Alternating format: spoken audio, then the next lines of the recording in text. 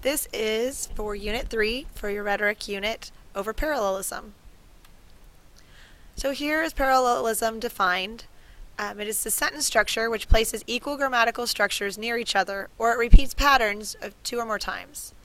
It also could involve 2 or 3 words in a row or repeated beginnings of longer sentences. So you'll see the same portion of a sentence repeated multiple times, maybe changing 1 or 2 words. The author might repeat a preposition or a verbal phrase, and it's used to add emphasis, organization, and sometimes just pacing to a persuasive speech. Here are some examples. Charles Dickens' novel, A Tale of Two Cities, begins with, "It was the best of times, it was the worst of times, it was the age of wisdom, it was the age of foolishness." And as you see, it's got it was, and the whole rhythm is repeated, and that would be parallelism. Julius Caesar, I came, I saw, I conquered. Just the same rhythm again. They changed the one word with each listing there, but I came, I saw, I conquered. That would be another example of parallelism.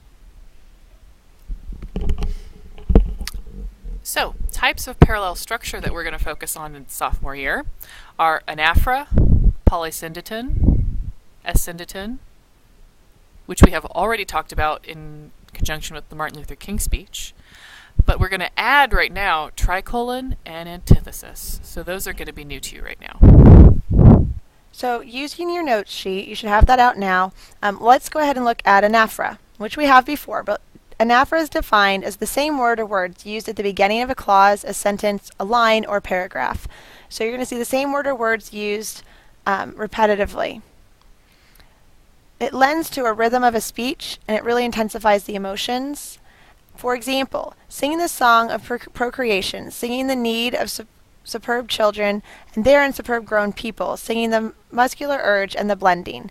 So they've used the word singing, superb children, superb grown people, singing. So all of that there shows us the anaphora, the repetition that we need to zero in on and ask ourselves, why did the author do that?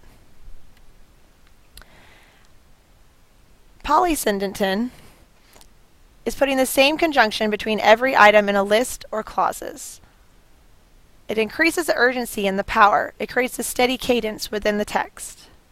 We have an army and soldiers and tanks and planes. We listen to hear screams and cries and howls of rage. So the repetition of the word and, using and with every comma, is called polysyndeton. And then again, ask yourself, why did the author do this? Okay, the third type of parallel structure that we've already talked about is asyndeton. So this should become familiar to you. It is defined as leaving out conjunctions in a list or between clauses. So it is the opposite of polysyndeton. Okay, the purpose is often to make the list appear spontaneous, and without all those conjunctions, the list builds movement and becomes faster, and it gets a different type of rhythm, a faster one. Here's a couple examples. He was tall, dark, and handsome. Tall, dark, handsome. No and. They sat under one roof, princes, dukes, barons, earls, kings. Do you see how it speeds up? That's what asyndeton can do for you. Here's a new one we haven't talked about yet, tricolon. Tricolon is defined as a series of 3 parallel words, phrases, or clauses. Note up here the word or the prefix tri. Okay, for 3. The purpose of tricolon is to create simple and potent and powerful structure. The reason we often use 3 is just because it sounds right to us, it's comfortable. You know, I was writing a resume for some recommendation for somebody, and I had 2 adjectives to describe them, and it just didn't feel complete, so I had to come up with a third to have a tricolon. Here's a good example from Franklin Roosevelt. First of all, let me assert my firm belief that the only thing we have to fear is fear itself, nameless, unreasoning, unjustified terror which paralyzes needed efforts to convert retreat into advance. So you can see, there's the tricolon. It's 3 parallel words. Antithesis. It looks like antithesis, but it's antithesis. This is defined as the opposition of or contrast of ideas. The direct opposite. This is used to show opposition for effect, and it also adds emphasis. Here's our example. Though studious, he was popular.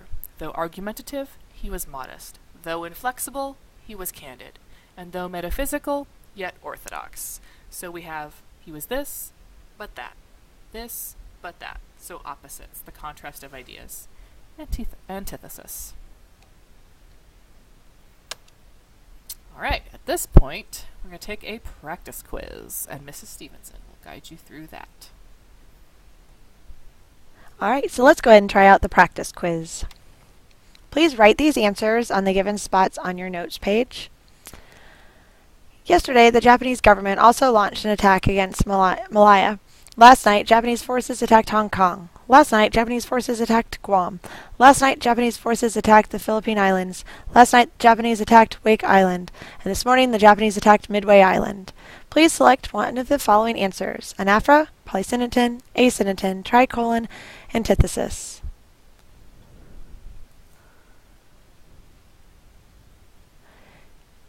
If you selected A, anaphora, you are correct, where it repeats last night in every portion of the text. Thank you. He comes, he sleeps, he goes. So the plot thickens. Anaphora, polysyndeton, asyndeton, tricolon, or antithesis.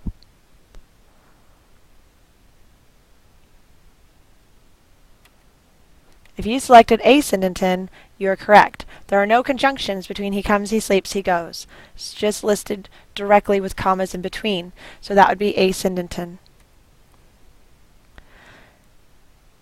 And God said, "Let the earth bring forth the living creature after his kind, cattle, and creeping thing, and beast of the earth after his kind." And it was so.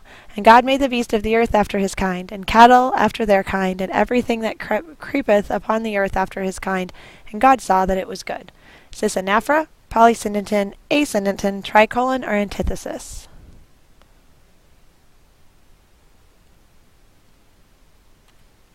If you picked polysyndeton, you are correct. The repetition of the conjunction or fanboy of and makes this polysyndeton.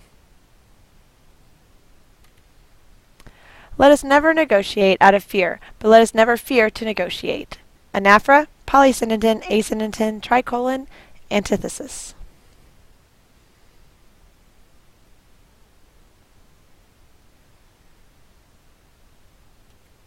If you picked antithesis, you would be correct.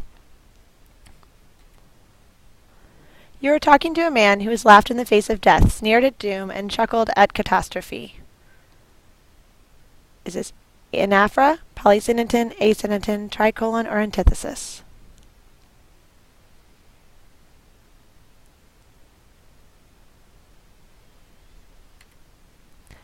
If you pick tricolon, you would be correct. So you should understand parallelism a little bit better than you did before, and now you can apply it to your class assignment for Unit 3. Please refer to your unit instructions in the packet provided for you.